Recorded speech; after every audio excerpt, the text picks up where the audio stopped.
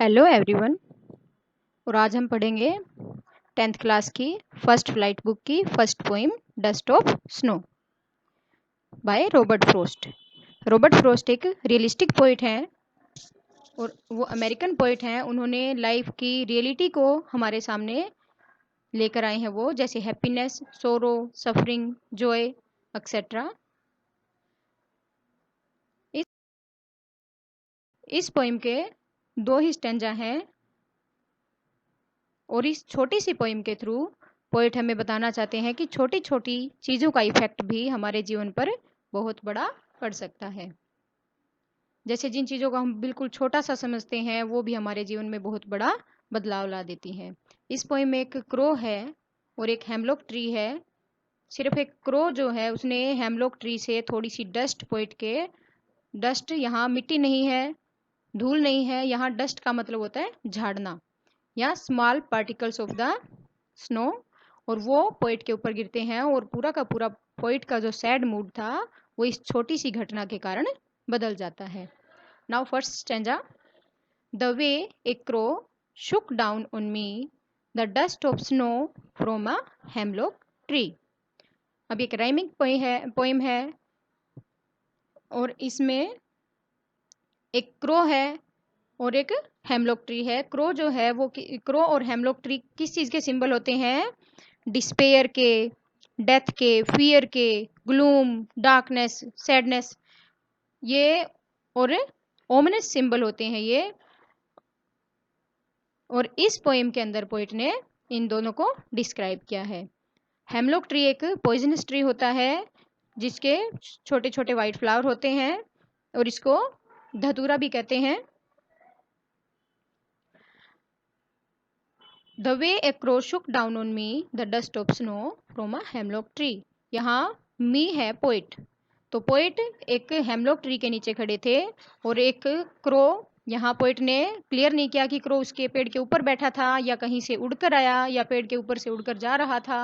तो क्रो जैसे ही हिला, हिलने से, क्रो के हिलने से कुछ डस्ट, स्नो की, बर्फ की कुछ डस्ट पोइट के ऊपर गिर जाती है। डस्ट यहाँ धूल नहीं, झाड़ दी कोई dust.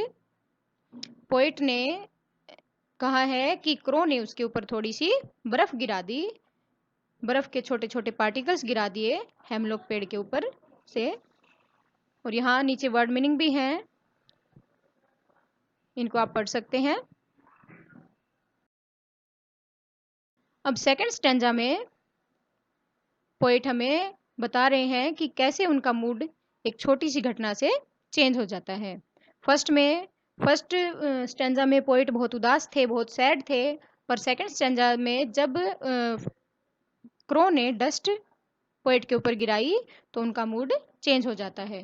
Has given my heart a change of mood and saved some part of a day I have rued. यहाँ वर्ड मीनिंग एक रूड है। रूड का मीनिंग होता है हेल्ड इन रेग्रेट, पछताना। तो अब पोइट कहते हैं कि जब क्रो ने मेरे ऊपर बर्फ गिराई तो उसने मेरे दिल के अंदर बहुत बड़ा बदलाव ला दिया। वैसे तो ये बहुत छोटी घटना थी कि एक कौवे का थोड़ी सी डस्ट, बर्फ की डस्ट पोइट के ऊपर गिराना, पर यहाँ इस छोटी सी घटना ने पोइट के मूड को पूरा का पूरा बदल दिया।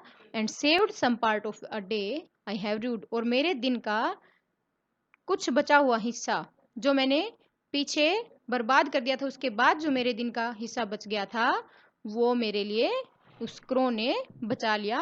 और अब मेरा मूड चेंज हो गया है और अब मैं अब लाइफ के बारे में बहुत अच्छी अच्छी बातें सोच सकता हूँ। यहाँ डस्ट ऑफ स्नो जो है वो सिंबल है नेचुरल जॉय और एनर्जी का। अब इस पोएम की जो थीम है वो ये है कि हमें कई बार ऐसा लगता है कि हमें कोई बैड ओमन्स होते हैं, जैसे क्रो है, हेमलॉक ट्री है, पर वो रियलिटी में बैड नहीं होते जितना वो हमें दिखते हैं। वो बैड चीज़ें भी हमारे लिए जीवन में बहुत बड़ा बदलाव ला देती हैं। जैसे क्रो ने पोइट की उदासी को दूर कर दिया और पोइट के जीवन में बहुत बड़ा बदलाव ला दिया। अब इस पोएम के अंदर पोइटिक डिवाइसेस हैं जो है, एक है आयरनी भी है इसके अंदर, आयरनी। इसमें क्या है कि क्रो एक मैसेंजर ऑफ डेथ होता है, परंतु यहाँ क्रो की जो छोटी सी मोमेंट थी उसने पोइट के मूड को चेंज कर दिया। अब एंजाममेंट होता है, पोइटिक डिवाइस जो है एंजाममेंट, ये होता है continuation of a sentence without any pose. इसमें ना कोई कोमा होता है ना कोई फुल स्टॉप होता है और कंटिन्यू एक सेंटेंस चलता रहता है पूरी पोएम में।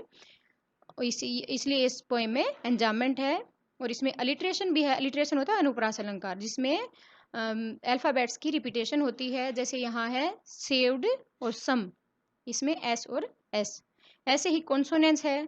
कॉन्सोनेंस को हम कॉन्सोनेंट से भी समझ सकते हैं कि रिपीटेशन ऑफ कॉन्सोनेंट साउंड। जैसे लास्ट लाइन में डे आई हैव ड्यूड, तो डी डी और डी ड साउंड इसमें रिपीट हो रही है। और इस पूरी पोइम के अंदर राइम स्कीम है। राइम स्कीम जैसे इसमें फर्स्ट जो है स्टेंजा, उसमें ए बी और सेकंड में सी डी। अब देखो जैसे सेकंड स्टेंजा में है हार्ट पार्ट, मूड और रूड। यहाँ हार्ट और पार्ट की सेम साउंड है इसलिए सी है, और मूड और रूड इसकी सेम साउंड है इसलिए ये डी है। और इस पोएम के अंदर यही थीम है कि छोटी छोटी चीजें भी हमारे जीवन में बहुत बड़ा बदलाव ला देती हैं। वॉचिंग। और अगर आपकी कोई कमेंट है या कोई क्वेश्चन है तो आप कमेंट सेक्शन में कमेंट करके पूछ सकते हैं। Thank you.